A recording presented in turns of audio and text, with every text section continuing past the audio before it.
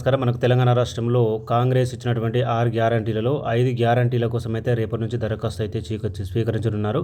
అయితే ఈ దరఖాస్తులో మీరు ఏమేమి నింపాలి అంటే మీరు ఇవ్వాల్సిన డీటెయిల్స్ ఏంటనేది ఈ వీడియోలో తెలుసుకుందాం. దరఖాస్తు ఫామ్ అయితే ఈ విధంగా ఉంటుంది. తెలంగాణ రాష్ట్ర ప్రభుత్వం అభయహస్తం ప్రజాపాలన అని ఉంటుంది. 28/12/2023 నుంచి 6/1/2024 వరకు ఈ ప్రజాపాలన దరఖాస్తు అయితే స్వీకరిస్తారు.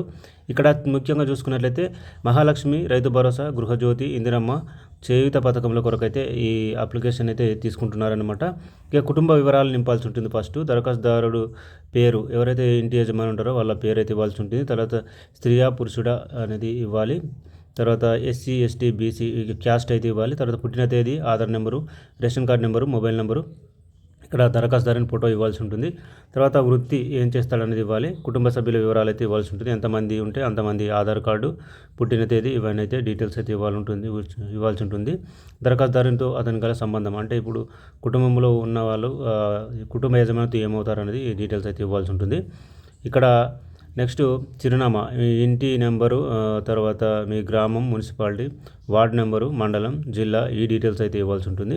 నెక్స్ట్ అభయహస్తం గ్యారంటీ పథకాలు లబ్ధి పొందడానికి వివరాలు, కావాల్సిన పథకాల లబ్ధి కొరకు ఇక్కడ అప్లై చేయండి అని ఉంటుంది. మహాలక్ష్మి పథకం ప్రతి నెల 2,500 రూపాయల ఆర్థిక సాయం, తర్వాత 500 రూపాయల gas cylinder, gas connection number, సరఫరా చేస్తున్న కంపెనీ పేరు, సంవత్సరానికి వినియోగిస్తున్న గ్యాస్ సిలిండర్ సంఖ్య, ఇవన్నీ అయితే ఇవ్వాల్సి ఉంటుంది. ఇక నెక్స్ట్ రైతు భరోసా పథకం. రైతు భరోసా పథకానికి మనకు సంవత్సరానికి 15,000 రూపాయలు ఇస్తామన్నారు కాబట్టి ఇక్కడ రైతా, కౌలు రైతా అనేది ఇవ్వాల్సి ఉంటుంది. పట్టాదారు పాస్ పుస్తకం నెంబర్లు అయితే ఇవ్వాల్సి ఉంటుంది. సాగు చేస్తున్న భూమి వివరాలు, సర్వే నెంబర్లు, విస్తీర్ణం ఇవ్వాల్సి ఉంటుంది. వ్యవసాయ కూలీలకు ప్రతి సంవత్సరం 12,000 రూపాయలు ఇస్తున్నారు కదా, ఆ డీటెయిల్స్. ఇక్కడ ఉపాధి హక్కు కార్డు నెంబర్ అయితే ఇవ్వాల్సి ఉంటుంది. మీ ఉపాధి హామీ కార్డు ఉంటుంది కదా, ఆ కార్డు నెంబర్ ఇవ్వాలి. తర్వాత ఇందిరమ్మ ఇండ్లు పథకం, ఇల్లు లేని అర్హులైన కుటుంబానికి ఇంటి నిర్మాణానికి ఆర్థిక సాయం ఇస్తామని చెప్పడం జరిగింది. 5 లక్షలు వాళ్ళు ఇక్కడ అప్లై చేసుకోవాలి. అమరవీరులు మరియు ఉద్యమకారులకు 250 చదరపు గజాల ఇంటి స్థలం ఇస్తామన్నారు కదా, వాళ్ళ వివరాలు ఇక్కడ ఇవ్వాల్సి ఉంటుంది. అమరవీరుల కుటుంబం, అమరవీరుల పేరు, అమరులైన సంవత్సరం, FIR నెంబరు, డెత్ సర్టిఫికెట్, ఇవన్నీ ఇవ్వాల్సి ఉంటుంది. తెలంగాణ ఉద్యమంలో పాల్గొన్నారా లేదా అనేది ఇక్కడ ఇవ్వాలి. తర్వాత ఉద్యమంలో పాల్గొంటే సంబంధిత FIR మరియు సంవత్సరం ఇవ్వాల్సి ఉంటుంది. ఒకవేళ జైలుకు వెళ్ళినచో వాటి వివరాలు, జైలు పేరు, స్థలం, శిక్ష, సంబంధిత వివరాలు అయితే ఇక్కడ ఇవ్వాల్సిందని ఇవ్వడం జరిగింది. ఇది అమరవీరుల కోసం. నెక్స్ట్ గృహజ్యోతి పథకం, కుటుంబానికి ప్రతి నెల 200 యూనిట్ల ఉచిత విద్యుత్ కోసం అప్లికేషన్ అయితే తీసుకుంటున్నారు. ఇక్కడ మీ నెలసరి గృహ విద్యుత్ వినియోగం, మీరు ఎన్ని యూనిట్లు యూజ్ చేస్తారనేది ఇక్కడ ఇవ్వాల్సి ఉంటుంది. గృహ వినియోగ విద్యుత్ మీటర్ కనెక్షన్ సంఖ్య, మీ విద్యుత్ ఏదైతే విద్యుత్ మీటర్ ఉంటుందో మీకు ఆ మీటర్ కనెక్షన్ సంఖ్య ఇవ్వాలి. చేయూత పథకం కింద నెలకు 4,000 రూపాయలు, దివ్యాంగులకు 6,000 రూపాయలు పొందేందుకు అప్లికేషన్ అయితే తీసుకుంటున్నారు. ఇది పింఛన్ అన్నమాట. ప్రస్తుతం పింఛన్ పొందుతున్నవారు దరఖాస్తు చేయాల్సిన అవసరం లేదు. ఓకే, గుర్తుపెట్టుకోవాలి. ఇక్కడ ప్రస్తుతం ఎవరికైతే పింఛన్ వస్తుందో వాళ్ళు దరఖాస్తు చేయాల్సిన అవసరం లేదు, కొత్త వాళ్ళే దరఖాస్తు చేయాలి. ఇక్కడ దివ్యాంగులు సాధారణ సర్టిఫికేట్ ఇవ్వాలి. ఇతరులు మొత్తం ఇక్కడ ఎంతమందికి ఇస్తారనేది ఇక్కడ ఇవ్వడం జరిగింది. వృద్ధాప్య, గీత కార్మికులు, డయాలసిస్ బాధితులు, బీడీ కార్మికుల జీవన భృతి, ఒంటరి మహిళల జీవన భృతి, మీరు ఏదైతే అది ఇక్కడ టిక్ మార్క్ ఇవ్వాలి.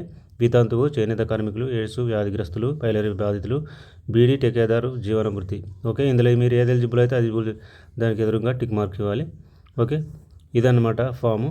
ఇక్కడ మీరు జతపరచవలసిన ఏదైతే డాక్యుమెంట్స్, ఆధార్ కార్డు జిరాక్స్ ప్రతి, తెల్ల రేషన్ కార్డు జిరాక్స్ ప్రతి, మీ ఆధార్ కార్డు అలాగే తెల్ల రేషన్ కార్డు అయితే 2 ఇక్కడ మీకు ఈ ఫామ్తోని జిరాక్స్ అయితే పెట్టాల్సి ఉంటుంది.